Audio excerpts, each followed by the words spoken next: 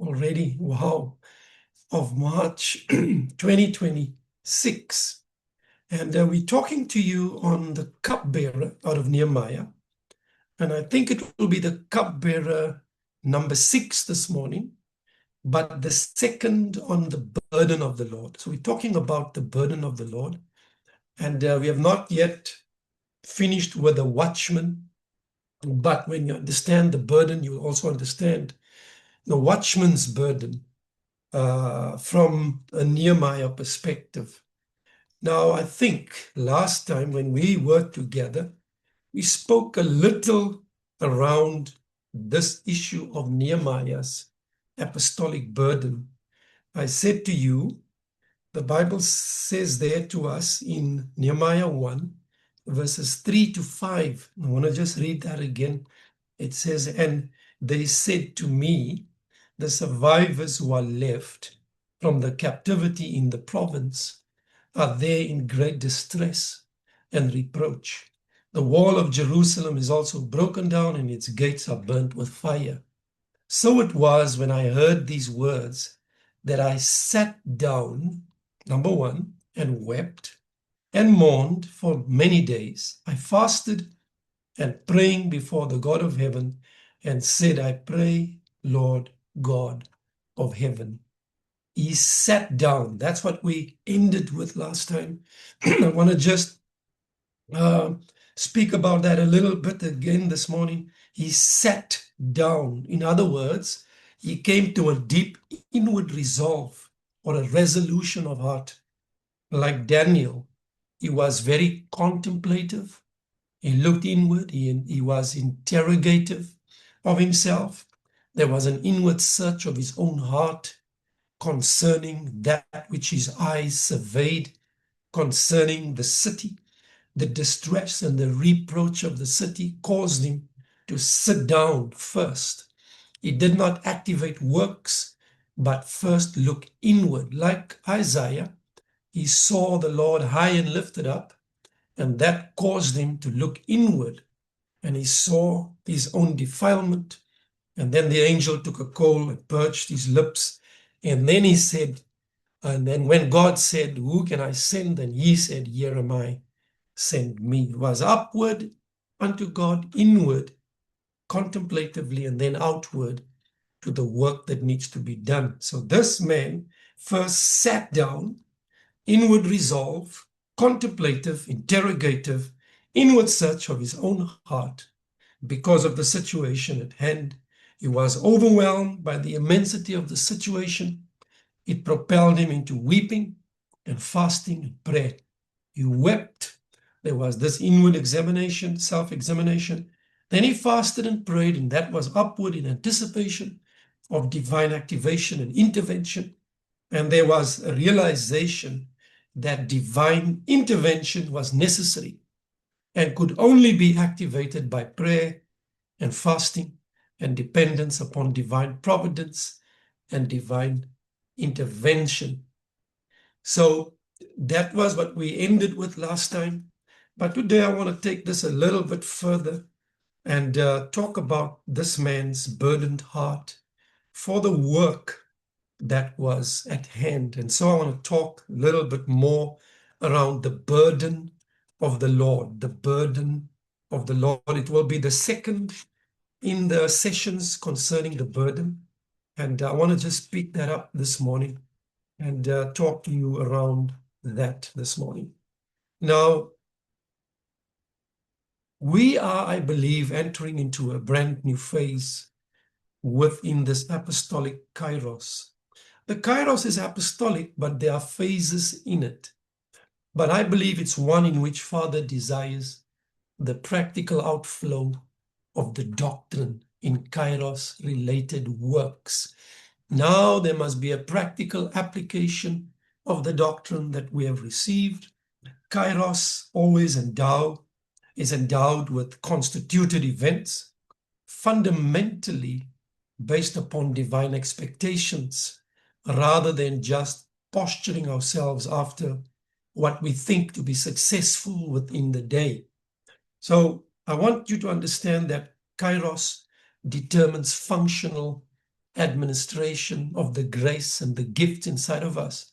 The gift and the grace and the ability remains the same, but the administration of the gift changes when the law changes. Now, it's not got nothing to do with the law of Moses, but as Hebrews 7:12 says, for the priesthood being changed of necessity, there is also a change of the law. A change of the law, or the laws relevant to a kairos, the laws that dictates how we must behave within a particular time frame in the earth. When those laws change in the heart of God, then God of necessity requires a new priesthood, a people with a different outlook, a different perspective, a different view, a different elevation that can be mantled with what is in the heart of God, so that the earth can be clothed with the heart of God expressed through a people in the earth. So the law refers to the guiding principles and the protocols that dictate behavior within a kairos. These laws are doctrinal input that we have received from apostolic and prophetic fathers. Now, the prophetic architecture relates to us design. Whenever you talk about the prophetic, there's an architecture to it that relates design, eternal design, in the form of structure, systems that must be built, and building interventions for a particular people and a particular season. Now, I have discerned that the Lord will mantle a particular people in this season for expression and management of both the apostolic and the prophetic within the regions where we find ourselves. And so I believe that we are entering into this phase where there will be a remantling of a people, an apostolic component of the people of God, because there is something brand new on the horizon. Now, I want you to see this word burden this morning. That word, I want us to bring clarity of what the Lord expects from us within our jurisdictions when He brings burden upon our lives. Now, every time there is a shift into a greater unfolding of the Lord's purposes in the earth, of necessity, there must also be a new leadership or a new people who must embody, represent, and manifest the governing principles relevant to a kairos, which changed within the mind of God regarding His interaction with humanity. Now, the prophet Habakkuk speaks of the oracle or the burden that he saw in Habakkuk 1, verse 1.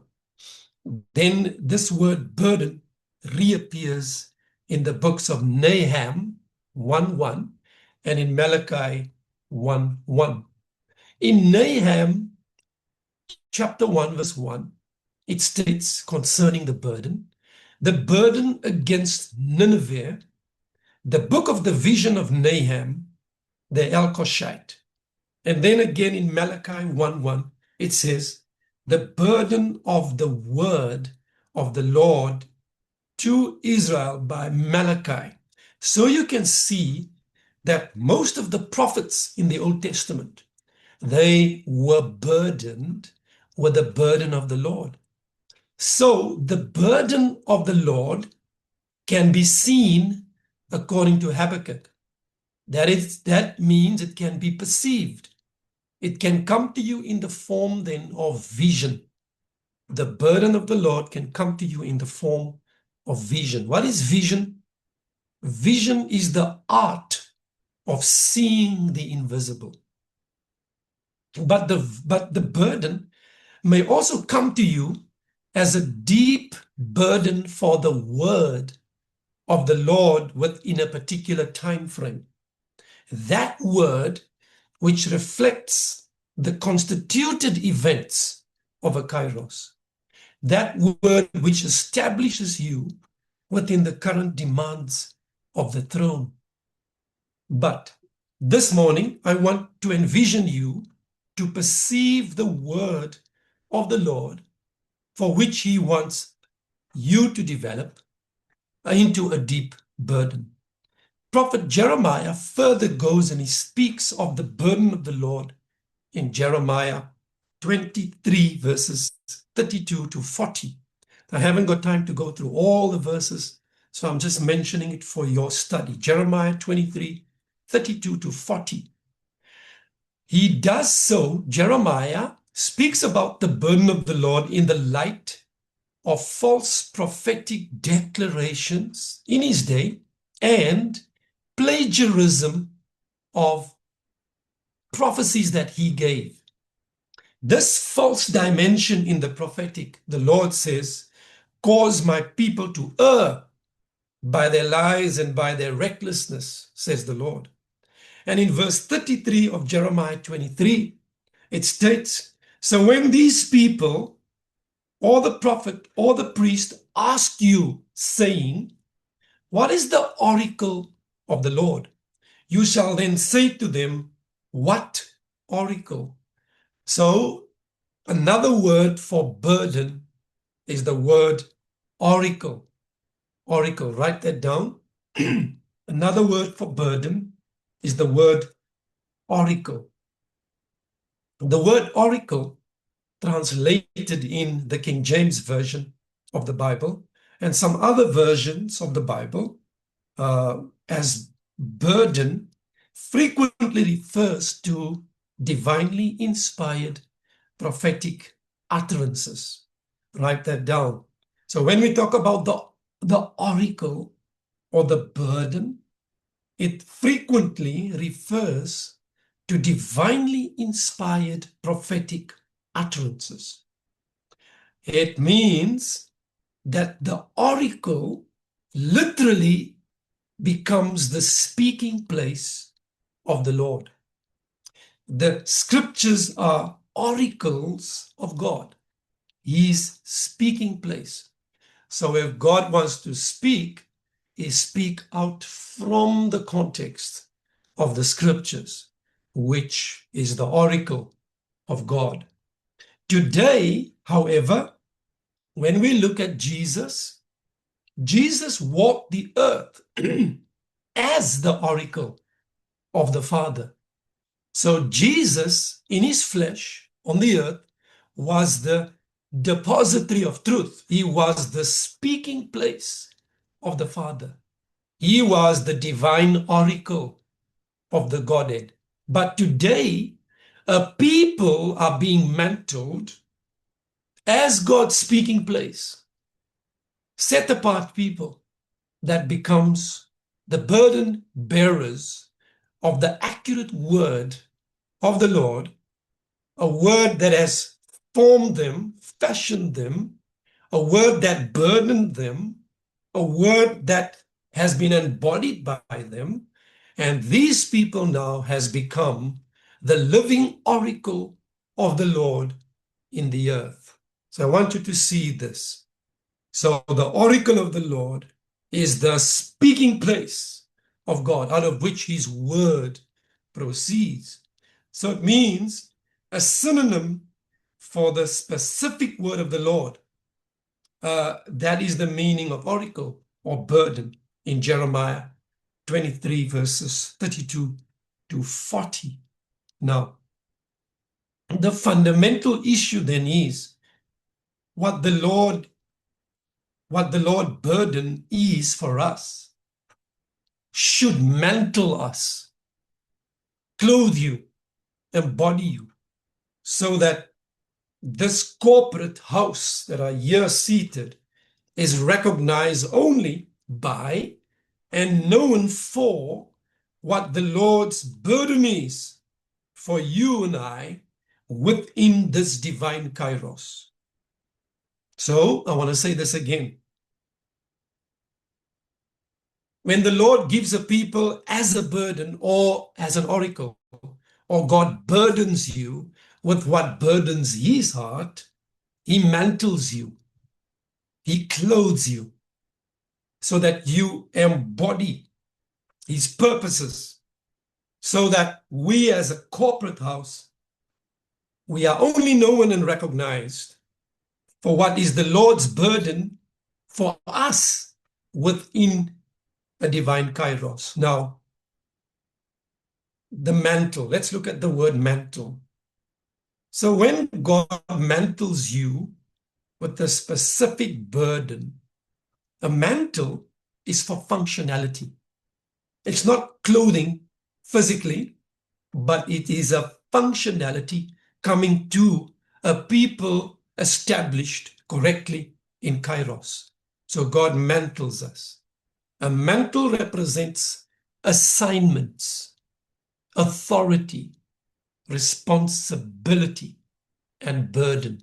So when God mantles you with what burdens him, he brings you into a functional position, but that functionality flows out of a divine assignment that is based on the authority of God that mantles you with responsibility and brings about this burden upon your life. A mantle is not something that you just pray for.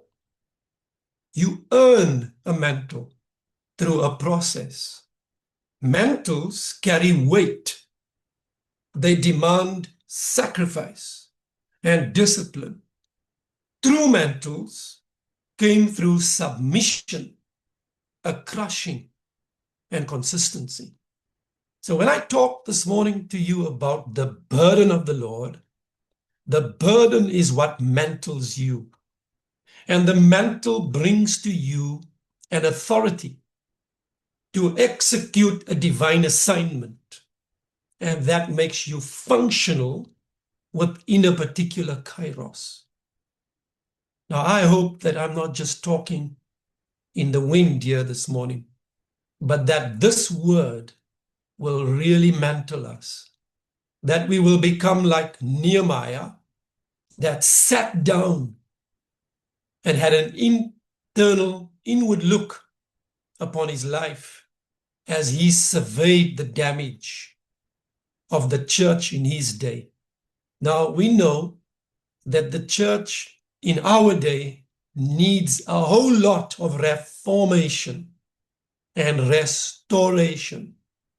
And until the work of restoration and reformation has been fully accomplished, there must be sons of God that must be burdened with the continuous condition of the church that is still in immaturity, of the church that has not yet come to the level of functionality in the earth that God requires from us. So God then burdens certain people. And I believe that the Lord is now again burdening a certain component of his people with his burden so that they can be remantled with divine assignments in the earth to bring forth his authority and his functionality to bring forth a church in splendor, strength, might, and power that will be a glorious church before this great and dreadful day of the coming of the Lord. There must be a church without spot, without wrinkle, a church that has come to a place of repositioning so that only the glory of the Father can be revealed in the earth through such a people. Guys, I hope that you hear my heart here this morning. Every time that the church must be built, the ultimate in building is the glory of God. I think it's Habakkuk that speaks about the knowledge of the glory of God that must cover the earth as the waters cover the sea, the knowledge of the glory of God.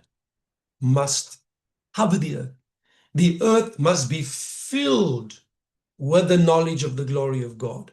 In other words, the earth is not appropriately covered right now because the fundamental principle of the glory of the Father, the glory of the Son, the glory of the Spirit is not yet covering the earth or mantling the earth in fullness. There must be a priesthood that contends for the glory of the Godhead. And that glory only comes when the house is built accurately.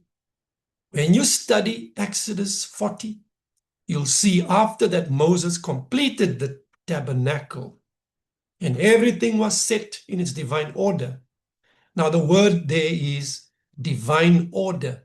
When everything was established in divine order, the glory cloud came to settle upon the tabernacle and was there right through their earthly journeyings into the land of promise. So you see that glory comes in response of a finished work, a work completed, a work built, finished. Glory never comes in the middle. If glory does come in the middle of the process, it's only to bring forth a plumb line to make sure that what we are built is in alignment with the prophetic intentions and prophetic purposes of the Lord. And so the man with the measuring rod in the book of Ezekiel would come and measure the house with a standard measurement. And the measuring rod is called Christ.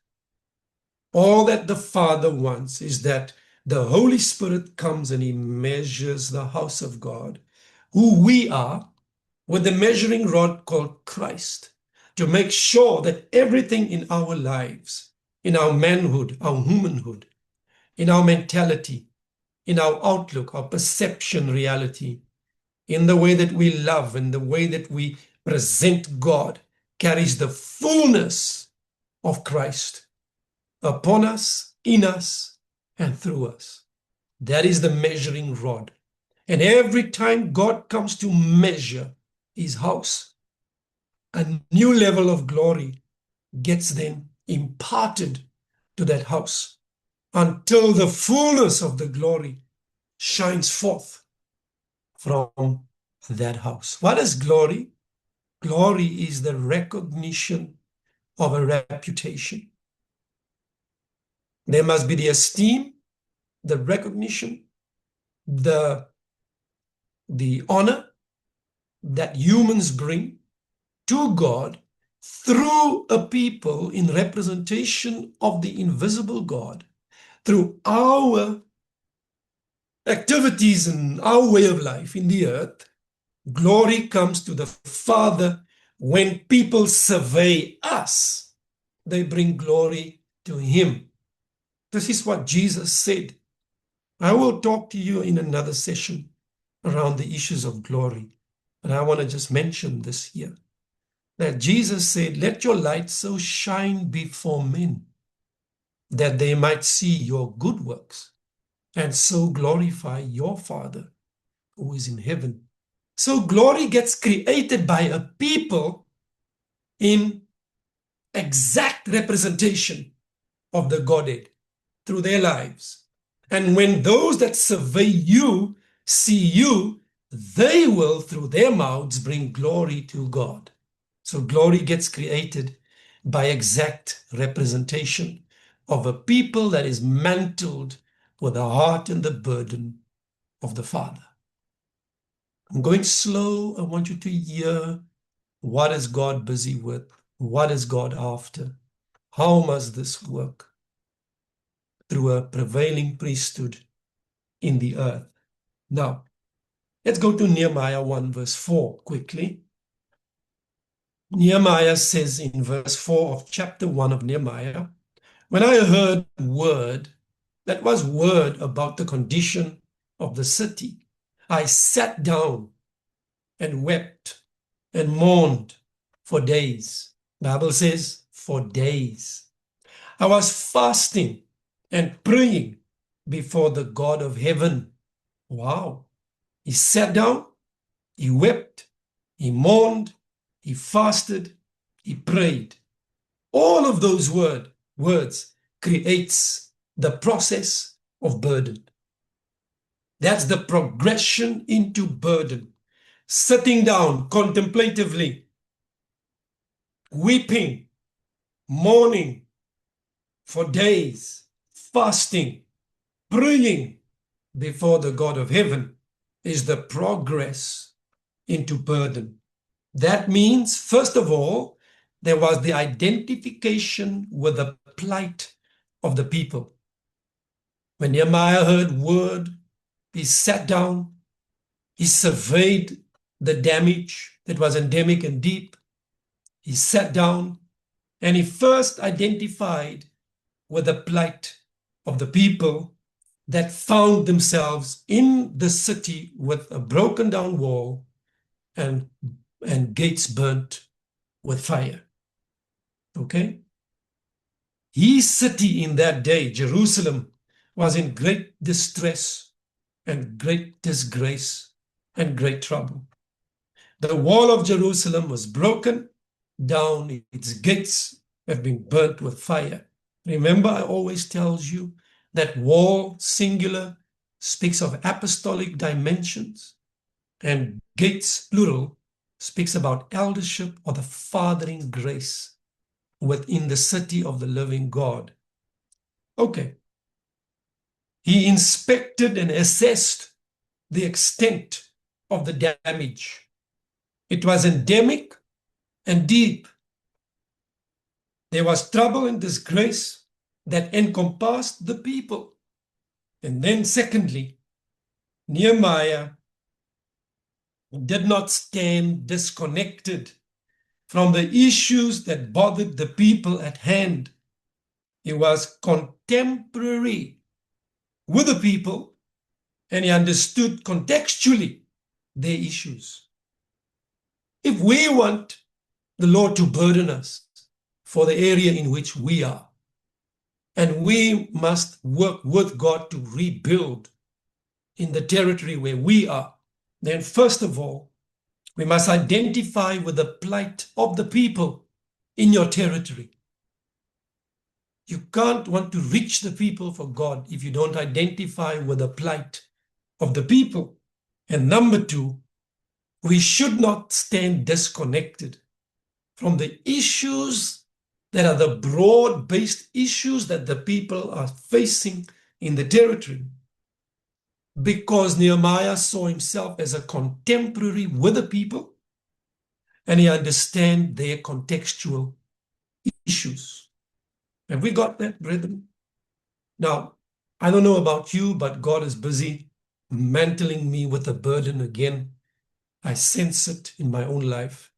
And I know that soon we are going to again do stuff in our city for the Lord.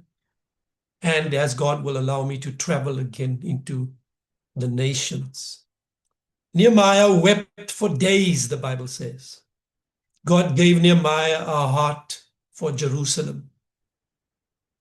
God installed a deep concern for the church or the state of the community within his territory. There was the installation of the burden in a heart that became burdened for the condition of the people in his territory. Have you got that burden for your territory, for your immediate area, for the people in your area? Or are you totally cut off from the reality of what's currently happening within your nation state where God has placed you?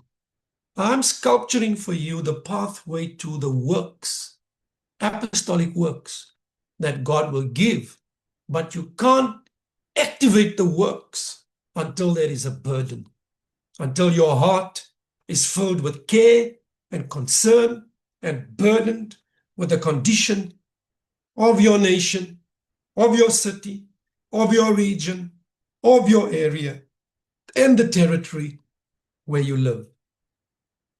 That's the first thing. So I want you, as I'm speaking to you, sit and negotiate with the Lord, transact with God. Tell him, Father, as Pastor Sean is speaking, reburden me.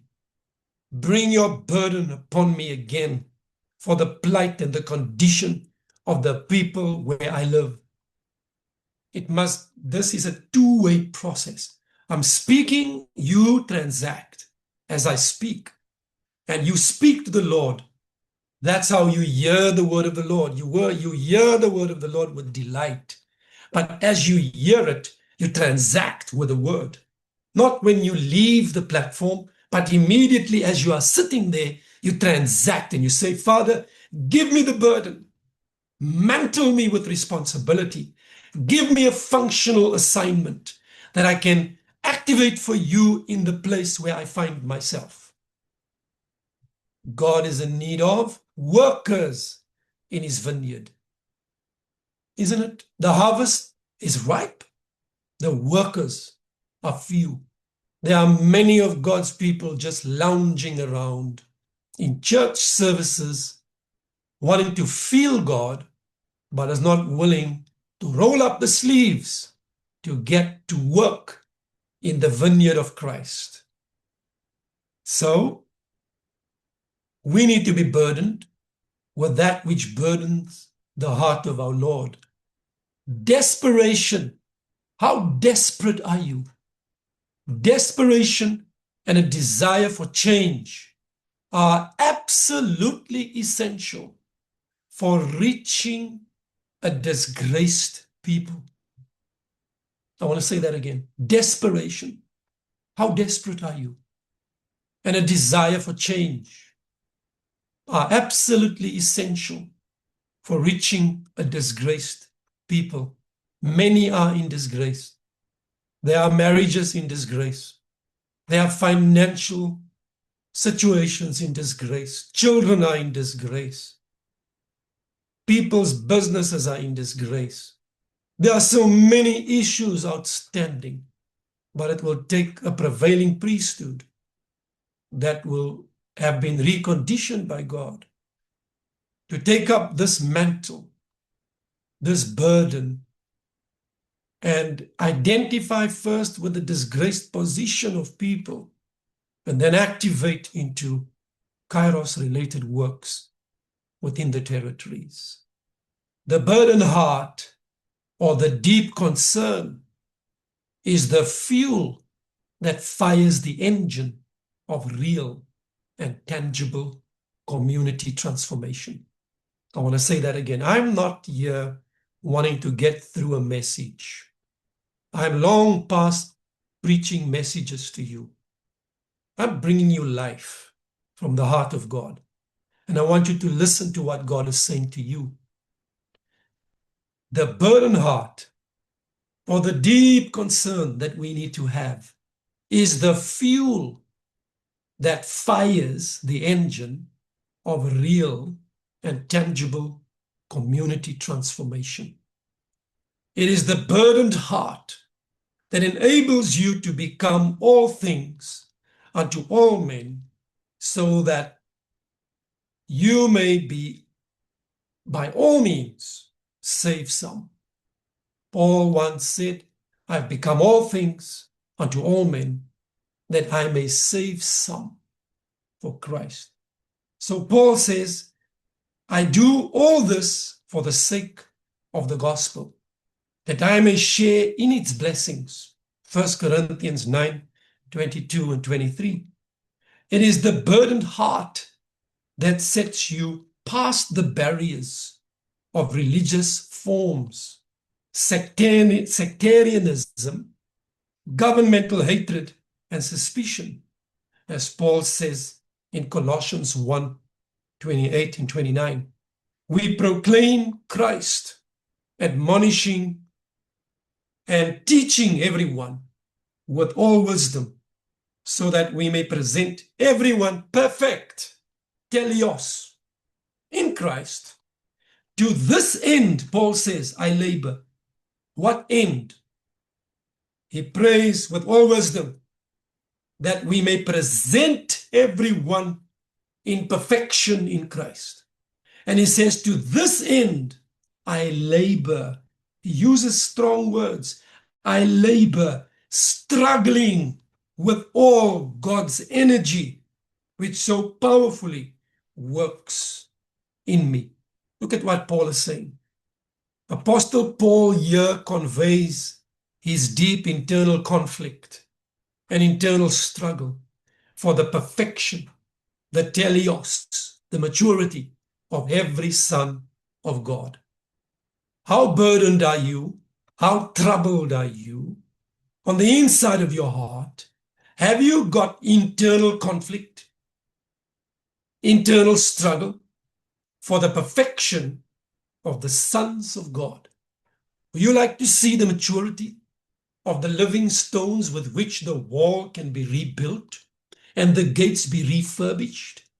Remember, the material out of which the wall and the gates must be built are the mature stones that has been crafted, that has been fashioned, formed in the doctrine of Christ, and must be put together by the power of the Holy Spirit so that the wall can emerge and the gates again can be emerging within the wall that has been rebuilt. It's got to do with the condition of the sons of God. Okay, Paul likens his struggle on behalf of the church to an athlete in a contest. He conveys the fight for mastery in this great contest. Many athletes running, but Paul says, I must run the race in patience and endurance. I must run it in such a way that I don't beat the air aimlessly, but I run the race to win the prize of the upward calling in Christ Jesus. And then he says, one thing I do, forgetting what is behind me and reaching ahead for those for which God in Christ has reached out unto me, that I may be moving into the upward calling. And as I move into the upward calling, I bring others that I'm related to up with me into a new dimension within their faith and their belief system. Guys, are you still with me? I know I'm going slow here. I'm not trying to get through my notes. I've got a lot of notes, but I want to just talk to you what is burdening me currently. And many people ask me, Pastor Sean, when is this going to happen again? When is that going to happen again? It can't happen until God gets us into the place of burden first. And I believe that I'm currently in that place where God is burdening me. I can't sleep. I've got this inward contest, inward tumult of heart for the condition of my city, Port Elizabeth, my city. I believe that this city received the word of the current expression of the apostolic first. Many cities in this nation, but this city, Port Elizabeth, has become a rebellious city as men have received the word over and over and over and over and over again in my city. And yet the city is in ruins. The walls are broken down and the gates burnt. As I interact with men of God in this city, each one building their own paneled house, not concerned, not burdened with the city of the living God. The greater work beyond my own work is what God is after. And that's why we connect with other men and women, because we want to envision them to see the work beyond their own local church and want to see God's work within the greater city and beyond the city within regions and beyond regions within the nation and beyond our nation in the nations, so that the holy nation can be formed and the apostolate can govern over it with the doctrine of Christ. I'm seeing the big picture, and I want to lift you this morning to see this picture, to become burdened like Haggai was burdened when he was sent by God to a rebellious people, a people that was setting out to only build their own paneled houses. He said to them, "You say it's not a time for the house of God to be rebuilt. Yet you are building your own paneled houses.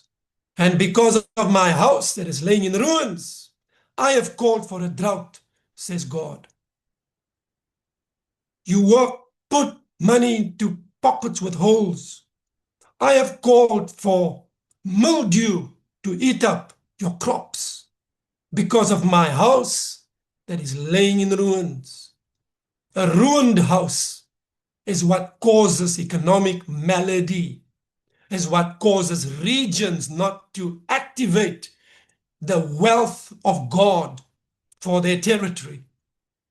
Because the church are now busying themselves building their own paneled houses and don't want to activate the deeper work of bringing men of God together to see the greater work beyond their own paneled house.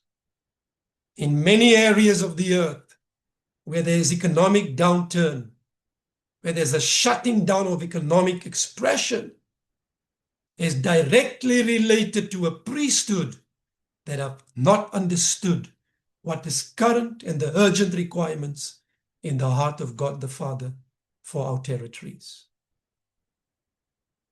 Don't look out there to presidents. Trump is not going to change the earth for you. In fact, Trump is under judgment. America is under God's judgment. It will never, ever, ever expresses again itself as the only superpower in the earth. As God is now breaking strategically that concept down in the earth from single polarity to multipolarity. God is after multipolarity and the equalization of the nations, and not just one nation state having everything. You might not believe me, but you will see it with your own eyes. All of the stuff happening, there is an unseen architecture behind it. God is in charge. God is breaking strategically strong nations down to bring up the weak into equalization. Before there can be a coming of the Lord, there's always the release of Elijah or a John the Baptist. Before this great and dreadful day of the Lord comes, I will send you Elijah. He will turn the hearts of the fathers to the hearts of the children, the hearts of the sons to the hearts of the fathers, lest I come and smite the land with a curse. John said of himself, I'm just a voice of one crying in the wilderness. Make straight the paths of the Lord. Every high mountain will be laid low. Every valley will be lifted up. What's that? When you bring a mountain low and you lift a valley up, you equalize the playing field. God wants an equalized economic territory for all the nations. Not a single nation having all, calling the shots no more, but every nation, before there can be a coming of the Lord, there must be an equalization of the nations.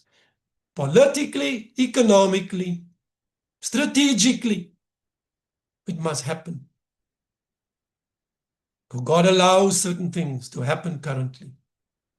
In the earth, our eyes are not on the foolishness that men are doing. Our eyes are on the kingdom. Our eyes are on the eternal, that which God wants for the earth. Amen. Okay, I want to go a little bit further here.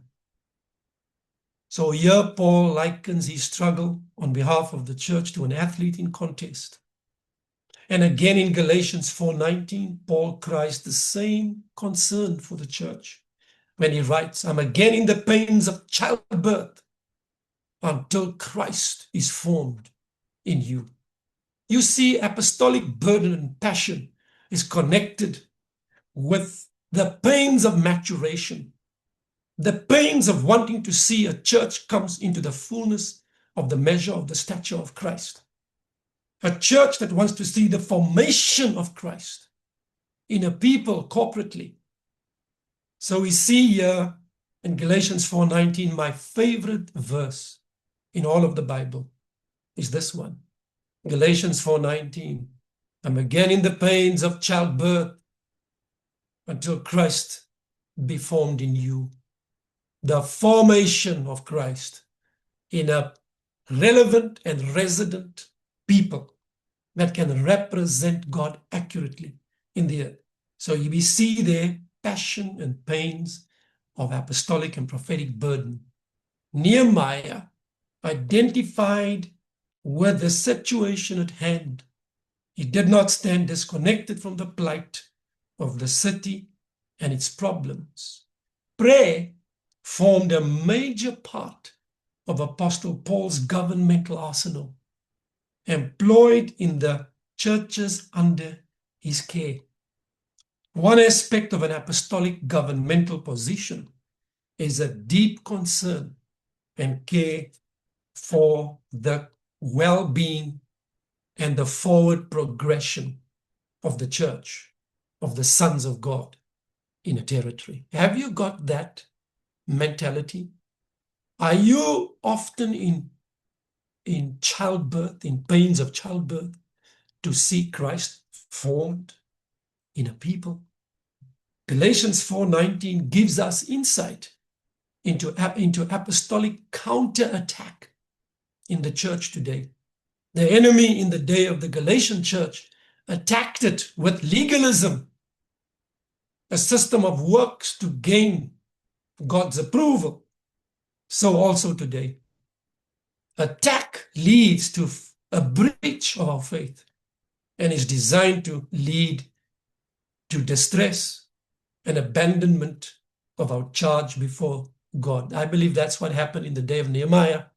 There was a breach of the faith of the people because they got attacked by enemies around them, and it caused an abandonment of the charge of God before the Lord.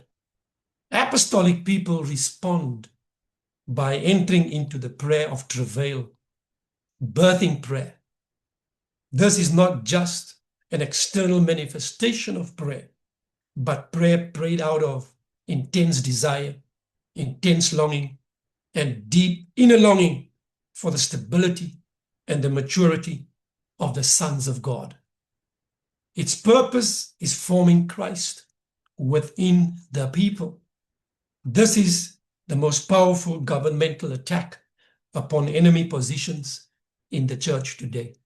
If you want to enter into governmental prayer attack against the enemy, pray for the formation of Christ within the sons of God worldwide. That's what the church is lacking currently. The church is lacking maturity. It's because of an immature church that Christ has not yet come. Today is this battle, this fight going on for the maturity of the saints, entering into this labor in prayer, entering into the pains of maturation, the pains of paturation, to bring forth a people in the earth in splendor and power that God can be happy about. So I want to end. What do we want to see? We want to see an interior shaping of the sons of God. And that interior dimension must be the shaping of Christ in them, a forming of the reality and the principles and the deep transformational understanding of Christ within a representative people in the earth.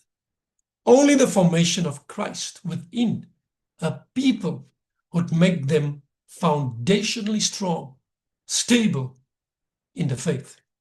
Christ within is our position to stand in, is our foundation to attack from, is our foundation to advance in the spirit from. Are you guys with me? Can you see it? What I'm seeing? So, Nehemiah's burden was then matched up with prayer. He didn't just have the burden, but he enhanced the burden with a prayer perspective. And so this was still just burden. It was not yet work. He didn't do anything. He just wanted that burden to overtake him, to actually mantle him in such a way that his whole life was swallowed up by the mantle of the burden of the Lord. And I believe that God is waiting and looking for people like that across the earth again today, to be remantled, to be reburdened. When a people become lackadaisical, cold toward God, they need a renewed vision upwardly of the living Christ, that they inwardly can see their own lack and then cry out to God to refashion us, that we can become the tool in God's hand to bring forth the reformative and restorative works for God in the territories that we represent. After Nehemiah's heart got burdened, he went to God in governmental prayer. Prayer and a burdened heart are imperative for the link to strategic thinking and strategic work. Prayer and a burdened heart are imperatives to link us with strategic thought and strategic work. The prophetic burden of the Lord upon us that we must identify with must become the urgent requirement in all of our hearts. And God needs such a people again in the earth with a burdened heart, passionate prayer that leads to activation, which brings us into favor with God. We are not yet in favor with men. We are just in favor with God, because the position of our heart before God is correct and accurate. We have entered into passionate prayer to God, and God activates us before Him to stand on His behalf in representation to the people out there in this time. I want to stop there today. There's much more in this message that we are going to unfold to you in the coming weeks about the burden of the Lord. My heart, Sean's heart, is burdened. There's a renewed burden after 30 years of being in the apostolic and more than 30 years in the apostolic.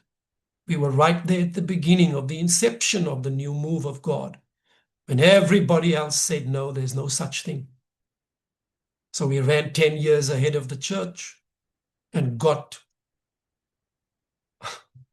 we got sidelined for it. We got termed heretical. We were resisted. Like in the day of Nehemiah, the Sanballats and the Tobias arise when you begin to set out to build. Then the greatest opposition comes your way.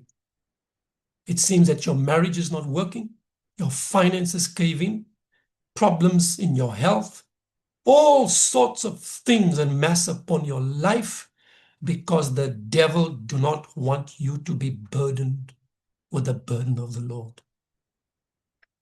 To impassion you for the new phase, and there is a new phase coming. Listen to me. In our prophetic journey in Christ, in this apostolic.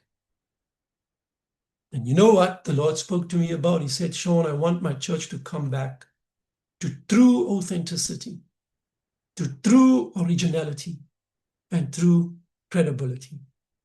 I want you to take 2 years of your life and restudy the scriptures. I'm now into the 3rd month.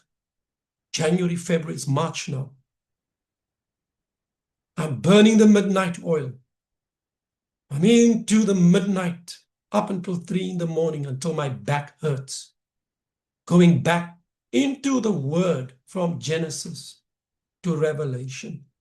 To want to find in the will of God revelation for his church, to want to know from God where did we go off track in the current apostolic.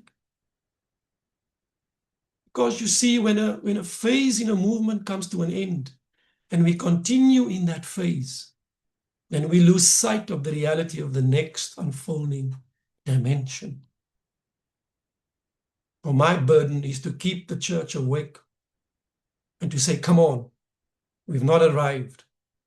My question is always, what happens tomorrow if God raises up some voice of some guy that comes out of the midst of Pakistan and make a new proclamation within the apostolic? Are we going to be like Martin Luther, that has been the first proponent of a reformative work in the earth, and he cries, the just shall live by faith, and every believer is a priest? Hit onto the church door at Wittenberg, 91 theses why he believes the Pope is wrong and God is right. Wars broke out over Europe for the next 500 years as Martin Luther is distinguishing himself from the other Catholic monks and priests, having received the revelation from God the Father about the just shall live by faith, and every believer is a priest.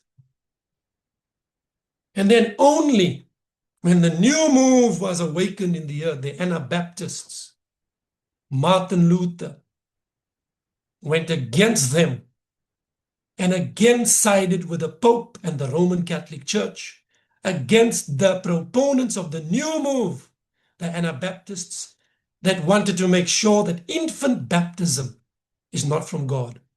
And then Martin Luther persecuted the next proponents of the new move in the earth. And I asked myself, will we be like that? Will we persecute those that God is raising up currently in hedonists, that he will bring forth in the earth, that will make a proclamation of the furtherance of his work in the earth? Will we shut them down, resist them, because we think we are the only ones that are right in this current expression of the apostolic? God forbid that we should do that. That's why our hearts should be pliable, soft, and not entrenched in a value that says we have arrived. We haven't arrived. We are fluid as God is maneuvering his church in the earth.